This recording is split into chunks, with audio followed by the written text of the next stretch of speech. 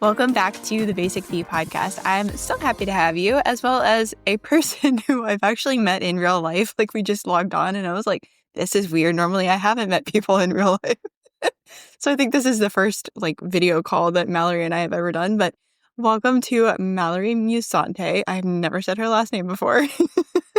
We're going to be talking about really a simple marketing ecosystem that's going to help you grow your business in a sustainable way. I don't feel like I've ever talked about this in this way before, so I'm really excited.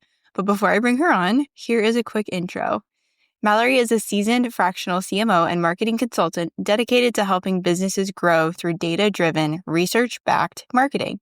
With nearly 15 years of experience, she's known for her accessible approach to marketing, helping hundreds of organizations build sustainable marketing ecosystems that are aligned with measurable insights, ensuring every decision is impactful and purposeful.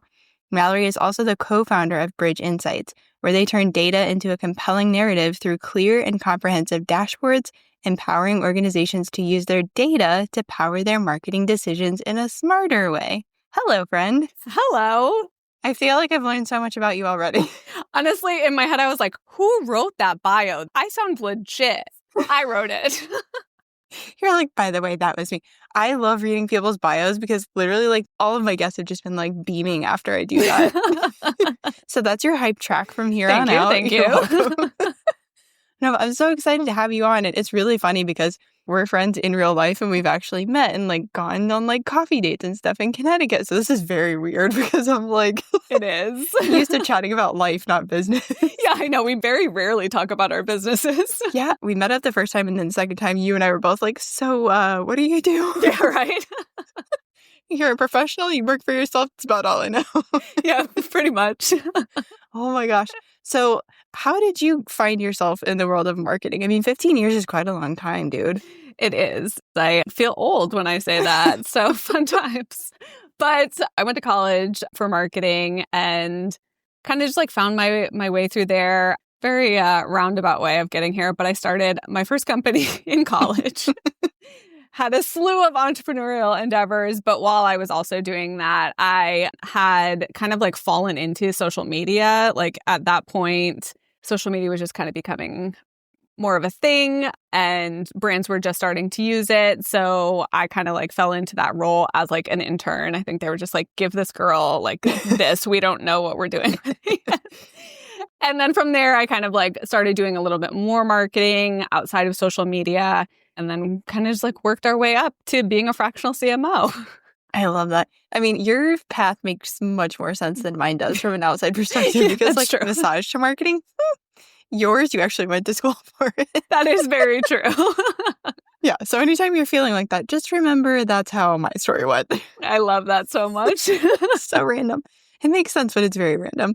You mentioned something that I know I've had to ask people about in the past. And just for anyone listening, what exactly is a fractional CMO? So I like to say that I'm your marketing brain. So essentially, I am there to help you kind of figure out what's working, what's not, and basically be the guide for you and your team. So most of my clients end up having a really great team of people that are excellent executors, but they're not always great at being oh, something's not working. I don't know how to fix this, or they don't know how to fit all of the different marketing channels into that ecosystem that actually works really well together. And that's kind of where I come in. I make sure all the pieces are playing nicely together and we are kind of figuring out if there's something that we need to optimize. And I'm just kind of looking at all of that data and the stuff that most people don't actually like to do. I love. So I end up being kind of the marketing brain and helping kind of guide the strategy from there. I love that. And it's been really cool because we just recently started collaborating on a project that I'm so excited about. And just as a lovely, lovely human. I love going in and checking the comments in the Google Doc. That's how fun it is to work with this person. But it's been cool to work with you because you're also in on the project. Not only did you connect us, but you're helping. And I can see how you're definitely a marketing brain for this person. Yeah. She very much is Mallory, just take care of this, please. Please do it. And even when I haven't tagged you, it's just Mallory, help. Yes. Yeah. Always just go to me for the marketing. Mm-hmm. Yeah, and you have the data and the research and stuff like that. It's been really cool to be able to do SEO and also see how you work.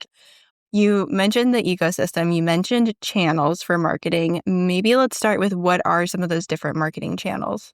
So for the majority of my clients, it's social media in some form, usually Instagram, maybe Facebook, TikTok, all the different social media channels, right? SEO can also be one.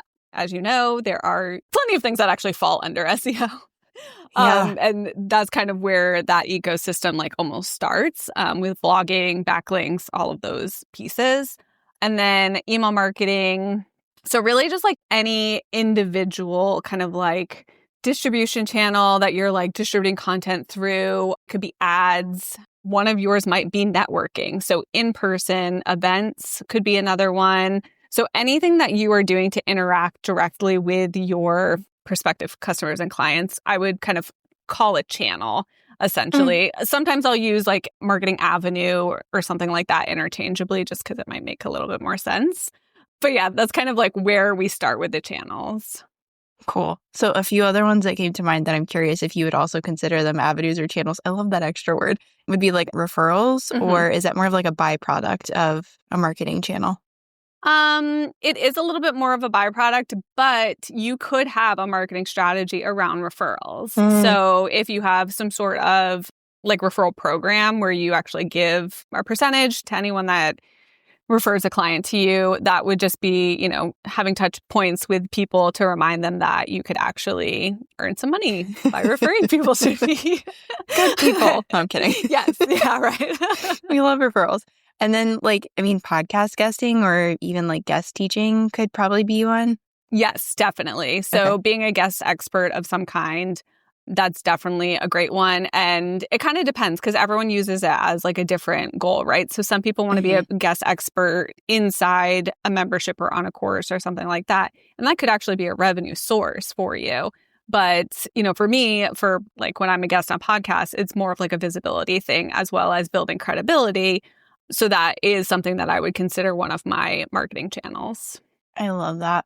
So is a marketing ecosystem going to look the same for everyone?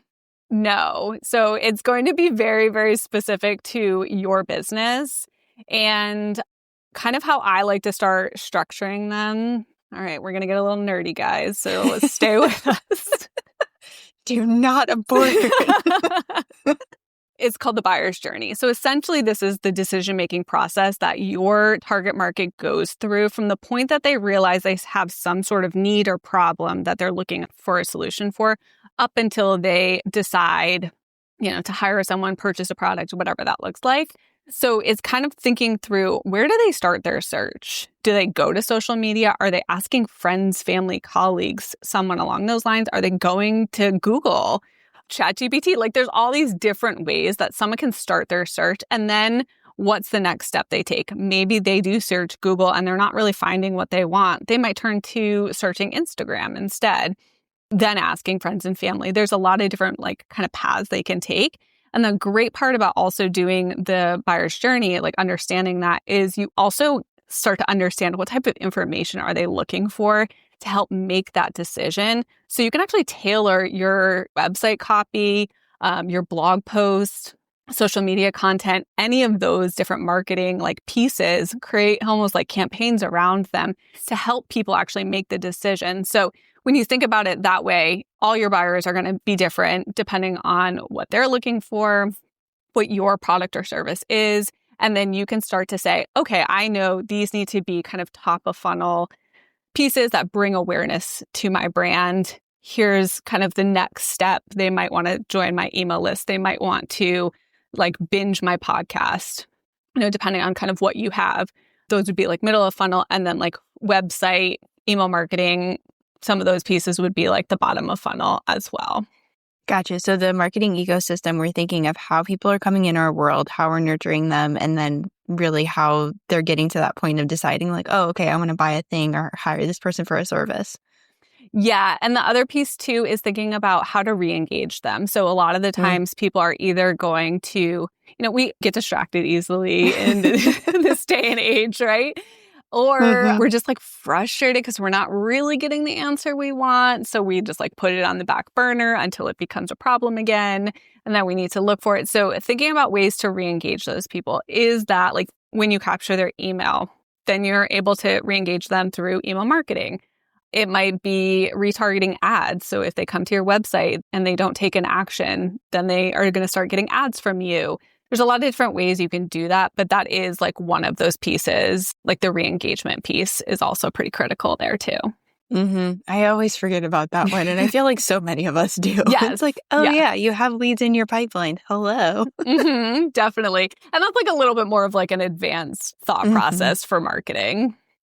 Yeah. So, okay, let's run with that. Someone who's newer to this, like let's say I'm a new business owner and I'm like hearing all of this stuff and I'm hearing top of funnel, middle of funnel, bottom of funnel. And I'm like, okay, I need to have a way to get out there. I need to have a way to nurture people and I need to have a way to like basically close the deal I'm thinking of in my head. Where should we even start? Because I know that with like the whole like buyer's journey, one thing that I see trip a lot of clients up is that they're like, I don't know where they're going. I've asked people and they don't have an answer for me. So when we get there, where should we go? So if you think about yourself, when you're making a decision to actually purchase something, it's also going to depend wildly, right? If I'm buying a car, my decision-making process is going to be very different than if I'm going to pick out a piece of candy. Just a little bit. Right? So think about like your own buying behavior. And then sometimes we do know what that information is. We actually have that data and information. But if you're just starting out, you probably don't. So some of this is going to be your best, like most educated guess. So like really thinking about like, okay, what's the problem that these people are actually have? And what would be potentially their first clue? It's almost like a little web. Like there's a lot of different avenues. Like it's not a straight linear line. They're going to, go from here, over to here, over to here. Like it's a whole web of things, which is why we want an ecosystem, because you can intercept them at different points and different places. So that's kind of how we want to like look at it. So you are going to want to just take your best educated guess to kind of figure out what does that actually look like. But then when you're actually putting it into practice, I actually like to look at the funnel upside down. So I like to start with the bottom of funnel and make sure all of those pieces are really solid. Because there's no point in getting people even into your funnel if they're going to get to the bottom and not do anything about it, right? Yeah. So if you almost look at it that way, make sure, assuming your website is kind of like the sales tool that you're using to get people to inquire, purchase, whatever it looks like, making sure that's really solid. Then what are your middle of funnel pieces? Making sure those are really solid. Then you can just do all the things. And like the top of funnel is what comes most naturally to people. It's posting on social media, like those type of things. It's the other two pieces that are usually the sticking point. So then you can just get a bunch of people in your funnel and make little tweaks from there. What are some examples just to make it like really sticky for people? Like definitely, I mean, social media, of course, we're thinking of that top of funnel, maybe even podcasts in there. I feel like podcasts could even fit in like middle of the funnel as well. Yeah. What are some of those examples? So I'll let you answer for middle and bottom of funnel. And that's a great point too about the podcast. Some of your marketing channels actually might fit into multiple. So I would say podcasts fit into multiple channels, and as well, social media can often fit into different stages of the funnel, depending on the type of content, right? So top of funnel, yes, we usually think of social media, ads. If you're doing like engagement style ads, like that would be a top of funnel situation. Press and podcasts can definitely be top of funnel. Those also kind of fit into middle, bottom funnel too. Video content, kind of like anything that you're just like, this is where people are going to like discover me. That kind of falls into that. Middle of funnel is usually blog posts. So they're going to potentially discover you through SEO, through a blog post, but it also gives people an opportunity to like stay on your blog, read a bunch, sign up for your email list. So email list could also be middle of funnel. And then podcasts also fall into that. So anything that's a little bit more long form, bingeable type stuff. And then your bottom of funnel, usually sales pages. I also put email marketing in there too, because that's often a very significant sales tool for most businesses. If you do webinars that then like go into a launch, like that would be a bottom of funnel. So anything like that. Lead magnets would potentially be middle, bottom, depending on how you're using those. those are kind of the big ones, I think.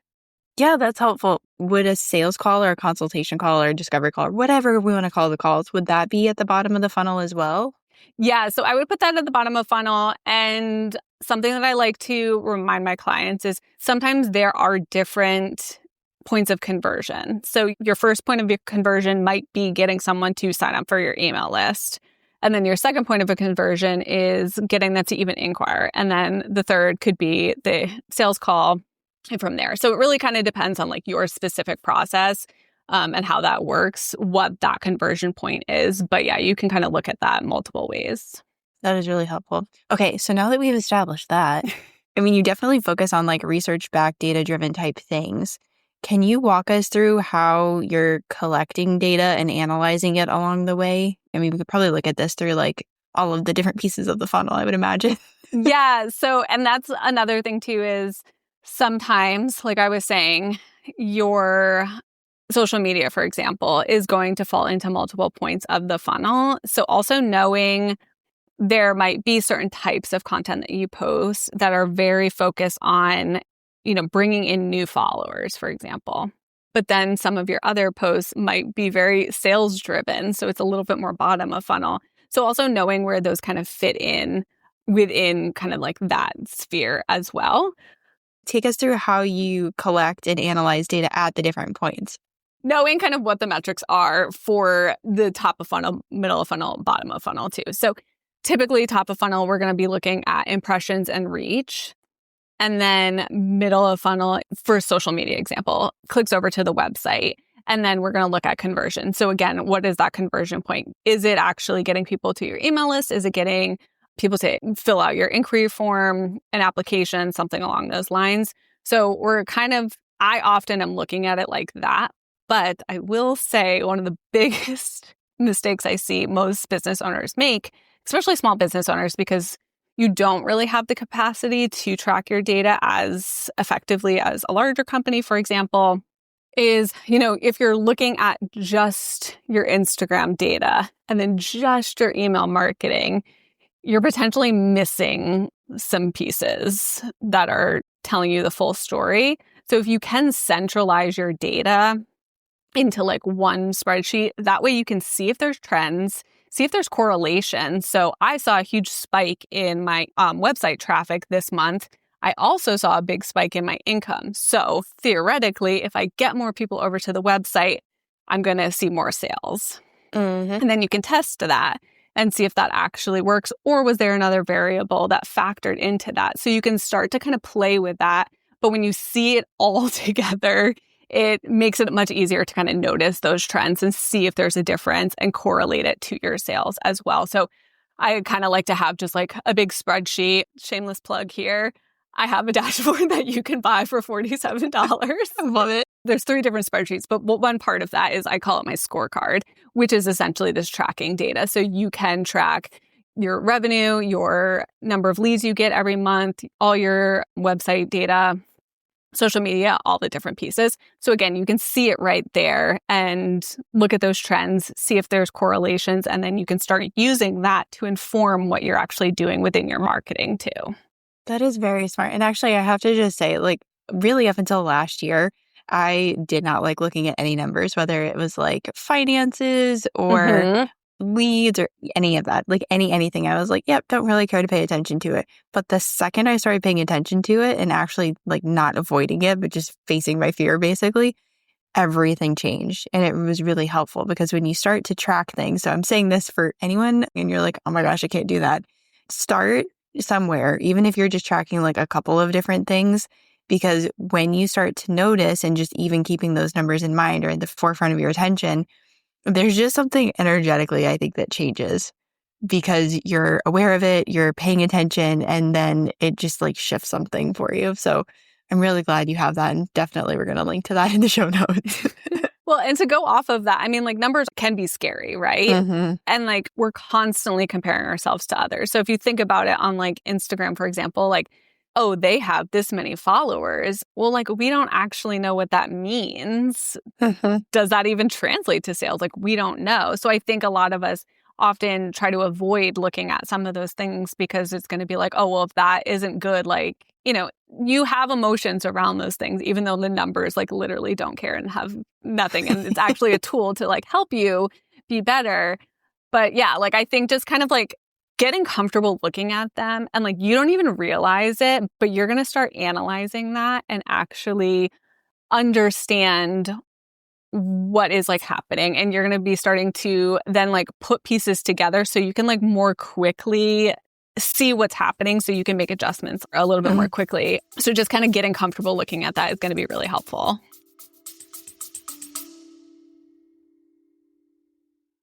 Okay, you get it. You know SEO is important, but no, you're not interested in learning another skill. Who has the time? But who are you supposed to trust with the task of getting SEO to work for you? Someone who won't ghost you mid-project or treat you like a dum-dum lollipop. Someone who actually wants to empower you and your team with all things SEO. Hi, yes, it's me, Brittany, and you are the person I created the SEO packet for. You're curious, you want to understand this thing better, but like only a little bit. You don't actually want to do the doing. This way, you get the key SEO stuff super fast, and you get support throughout and beyond the project. No more letting Google gift you the wrong SEO strategy. Time to put the right words in the right places and get found online by the right people. Find all the info you need below. Yeah, within the last few months, I'm like, oh, okay, I really see like sales take place in my emails, or I see sales take place with me, posting to stories. But it's also the thing that like I get in my head about where I'm like the mindset stuff, right? Of like, I can't always be doing this. I can't always be doing, why not? Like I have a business, people have needs. Why should I not be telling them, hey, I have this? Sharing stuff on threads and seeing people talking about different topics and then tagging me like, oh, hey, Brittany, you know something about this, or don't you have a resource for this, or don't you talk about it? So that's been very helpful for me. It's not even so much like shameless self-promotion. It's just like, oh, I'm being tagged because someone has a need and I have a thing. And it's like, yep, here's the link. So I think that really helps me to just keep working through that and getting over myself to a degree. Yeah, a lot of businesses getting over ourselves. Yeah, very much. So I highly recommend getting on threads and testing that out just in case you're not over there yet. If you haven't been, come say hi. Like, what the heck? It's really fun.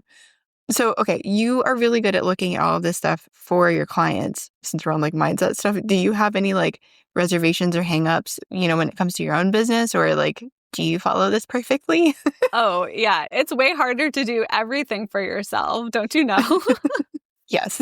Like literally, we just had a conversation the other day about how I was starting to get like really anxious over money. And there's literally no reason for me to be anxious over money because my Q1 is up probably like $7,000 from 2024 Q1. Like, Mallory, what are you doing, girlfriend?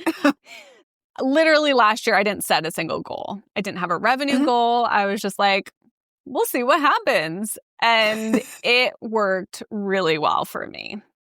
And that's not to say that I wasn't strategic about it. I just was kind of letting my intuition lead, but then thinking about it strategically versus thinking about it strategically and then pushing my intuition to the side. All that to say, like, I do have 15 years of experience. I've started my first company while I was in college. So I also have like 15 years of experience as a business owner with multiple businesses. So I think there is like some pieces to that where it just, my intuition like knows because we've been there, done that, bought the t-shirt and all of that. So I do have my reservations. I do have moments of panic and anxiety. I do have moments where I'm looking at my numbers and like I literally screen share this morning to a client to walk her through something. And I was showing her my own Google Analytics. And I was like, this is actually really funny because she sent me a screenshot and her numbers are way higher than mine. So I hope she's not like, does Mallory actually know what she's doing? Which is fine because we have different business models. I don't need as much traffic to my website as like she would. But yes, I do. I'm a little anxious human. I don't know what to tell you. No, it makes me feel better. And I know if it makes me feel better, that it's going to make someone listening feel better because like yes, we know what we're doing. We know what we're talking about. We understand the data. We can help you interpret it. And we have our own mindset tracks. Yes, exactly. Very much so. Yeah, I've done that before too, where I've taken a picture of my own like Google Search Console or something. And I'm like, well, these numbers are embarrassing, but it'll prove the point. Yeah, right. But like to that point, last year I really focused on, okay, so I launched the podcast and then it was every single episode, make sure I get that cranked out as an SEO optimized blog post. Got that, nailed that in. But now it's like, all right, now this year have the additional goal of keep that up and add in at least one SEO optimized blog post that's not podcast related. That really is me answering a question or me addressing a topic or something like that. So yeah, we're humans. We know things, but we're humans. Exactly. And I mean, like everybody's like so different too. Like I think we're in the same boat. I'm actually not sure. Like I have a virtual assistant. That's my team. Like I'm doing the majority of it too. So also understanding like, you know, everybody has like different capacities in business and in life. There's so many factors that go into it. And I also think that's an important thing to think about when it comes to your marketing too, is just like, what is my capacity? Because like I'm working on a strategy right now for a couple that they both have full-time jobs and they're also full-time caregivers to an elderly parent. So they do not have the same capacity as someone like me who is single and just freeloading off my parents at the moment because I can't find a house to buy. The market is hard, okay? Give yourself some grace there. But all that to say, I have a higher capacity than some other people. So right now I get to like experiment and try new things and stuff because I have a lot more flexibility with just like finances, capacity, like all of those things. For sure. All right. So let's tie this all together because we've talked about the ecosystem. We've talked about the mindset, which I didn't anticipate coming up, but I'm not surprised in the least because we've had these conversations. But like when it comes to business growth and looking for opportunities, I mean, what do you notice missing? How can we really create something that is sustainable for us? And I do think you talked about that a good bit with just hitting on the point of capacity, but any other thoughts as we're wrapping up? Yeah, so I will wrap this up with kind of like my signature concept that I walk everybody through. So I call it my linchpin strategies. So this is also really good for anyone that is starting out because what you want to do is you want to identify 1 to 3 marketing strategies or channels that are driving like 80% of your results. For most people, that's going to be 80% of your sales. And then you are going to have any other things that you are doing in the marketing world, and they're all going to point to those 3 because we know those 3 are actually driving the results. So for example, we know email marketing for a lot of people drives results. So that's one of your linchpin strategies. So all your social is going to drive people there, your blog posts. So if you're doing that specifically for SEO, you want to make sure those are optimized in a way that then plugs your lead magnet or whatever it is to get people to the email list because you know once they get on the email list, they are much more likely to buy from you. And then if you want to take that a step further, and this is how you build sustainably, is you have these solid foundations, and then you just start slowly adding some gas to the fire. So then you can run ads to the lead magnets to get people onto your email list. Not necessarily going to want to run ads until you know those things actually work and convert, because you're going to be wasting money if you're not sure of that potentially. So it's just slowly starting to add more and more pieces in and more strategies in. But you have those solid foundations, you know those are driving traffic and the results that you're looking for. And then you're just amplifying it that way, but in a sustainable way because you don't really have to like do all that much more. You're just adding in little pieces here and there. That is really wise. Is there a length of time you would say like, you know, start with these 3 and focus on these 3 for X amount of time? This is going to be such an annoying answer. Let me guess. It depends. I actually was going to say it's all on vibes. That's a good one. I like that one better. Like, honestly, I do think there's a point where you realize, and like, this is often where I will come in because most people are like, all right, I've done all the things and I don't know what else to do. So there's usually like that tipping point. So it's normally when you hit like some sort of plateau. So it's either potentially growth through your email marketing, social media channels, or it could even be growth in your sales. So there's going to be some sort of plateau. And then that's when you know there's going to be something to add in. So it's not really a specific length of time because everyone's going to be a little bit different. But yeah, that plateau is usually a signifier that you need to make some adjustments or add something new in. That's good. In case you can't tell, I'm the person that like the mechanic will say something is, up with the car and pay attention to it. And I'm like, okay, but what do I actually need to listen for? What do I need to look for? What is it going to smell or sound or look like? So that was very helpful. I agree that like you just have a feeling or you're looking for that plateau and it's like, oh, here we go. Okay, call Mallory. Yeah. Speaking of which, where can we find you? Well, you can find me on Threads. That's where I'm probably the most active these days, at Mallory Musante. Also on Instagram, not quite as active, but I'm still on there. And then my website is also mallorymusante.com. Amazing. And we'll make sure we link what was it? Oh, the marketing dashboard. That. Okay. I was like, I'm going to butcher the name. Is there anything else that you have that we've kind of touched on today that might make sense to make sure I link to? I can also give you the link to, I have a free Fractional CMO's guide to email analytics, totally free. So you can kind of like know where to like start and what to look at. Oh, perfect. Thank you so much. You're welcome. I will make sure I have those links. This was really great. I really appreciate being able to have more of a professional conversation with you. I was going to say, this has been like so fun because we do know each other too. So thank you for having me. Yeah, of course. Thank you so much. And make sure you go say hi to Mallory. Promise she's very friendly. Bye.